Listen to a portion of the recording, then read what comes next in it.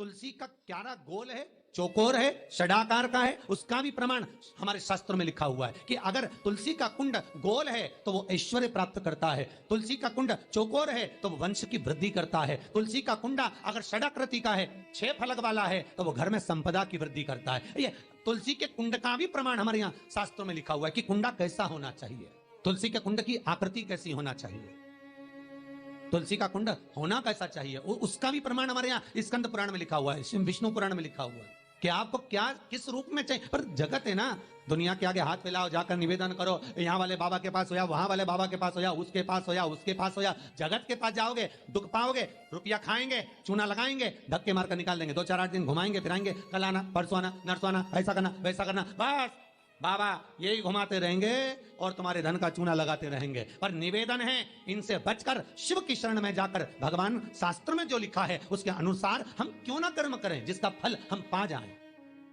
हम क्यों ना ऐसा कर्म करें जिसके फल को हम पा सकें, हम क्यों भ्रमित हों।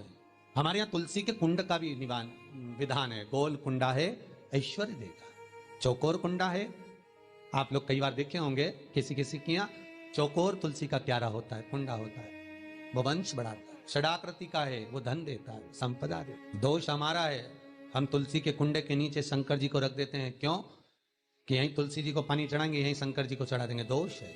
तुलसी के कुंड के नीचे हम सर्पदेव को रख देते हैं, नाग देवता रख देते हैं, पानी चढ़ाएंगे, पात्री रख देते हैं, नहीं, इसका दोष हम सबको, स्वयं अगर गलती करते हैं तो स्वयं को वो कैसा कुंड हो। 7 तरह के कुंडों का व्याख्यान तुलसी के रूप में कहा गया है महाराज। पहला गोल, दूसरा चौकोर, तीसरा षडाकृति, चौथा त्रिवेणी, 3 कोने वाला कुंडा। शास्त्र कहता है जिसके मार्ग घर में टुकड़े हो रहे हों, घर विभाजन की ओर हो रहा हो, तो 3 कोण का कुंडा घर में रखकर पूजा करने पर परिवार एक हो जाता है। 5वां, गार्डन में बिना कुंडे का, बिना कुंड का जो तुलसी का पौधा रोपित होता है, बिना कुंड के एक बगीचा जैसा बो दिया जाता है, तुलसी तुलसी उत्पन्न हो जाती है। महाराज वहां पर संपदा तो रहती है पर चिंता बहुत रहती, टेंशन बहुत रहती। क्यों? घर के दरवाजे के बाहर इतनी सारी बगीचे में तुलसा कर दी, कोई निकल कर जा रहा था उसने थूक दिया, कोई निकल कर जा रहा था उसने पानी डाल दिया, कोई स्वान ने, कुत्ते ने, किसी ने, बिल्ली ने गंदगी कर दी, उसका दोष आपको लगेगा। इसलिए कुंड के अंदर तुलसा का, तो वो धन तो देगा, जो तुमने बगीचे में तुलसा लगाई है, गार्डन तुलसा का करा, वो धन तो देगा, संपदा भी देगा, पर चिंता को बढ़ा देगा। 5 महाराज। 6, तुलसी के कुंड को 3 धार पर लटका कर रखना। कई जगह पर आपने देखा होगा तुलसी का जो कुंडा होता है उसको 3 जो तार होते हैं, 3 जो चेन होती है उस पर लटकाया जाता है। महाराज विष्णु पुराण उसका भी व्याख्यान करती है। महाराज वहां व्यक्ति के कार्य उन्नति की सीढ़ी की ओर बढ़ जाते हैं। जैसे भोजन की थाली लग गई, भोजन तैयार हो गया, बस खाने बैठे हो और थाली खसक गई, समझ लेना कि तुलसी को अधर पर लटका कर रखा है।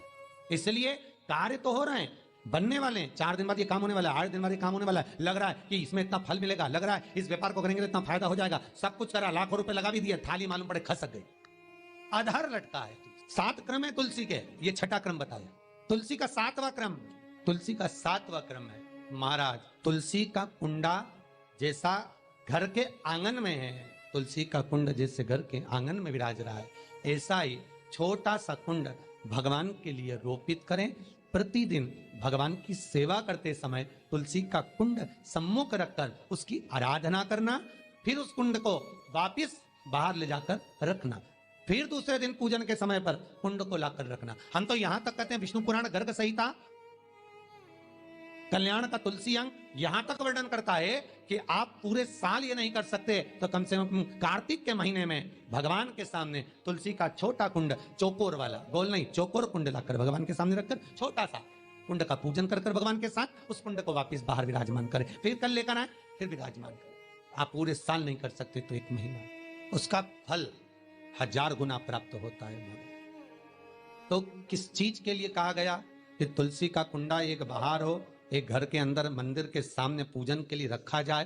तो कहते हैं उस घर में वैभव, सत्ता, संपदा, लक्ष्मी, समृद्धि, शांति की कभी कमी नहीं, कभी कमी, प्राप्ति सुख की, आनंद की। 7 तरह के कुंड, 7 तरह के तुलसी के रोग का वर्णन हमारे यहाँ विष्णु पुराण में किया गया। 7 आप किस भाव से कर रहे हैं ये आपके महाराज।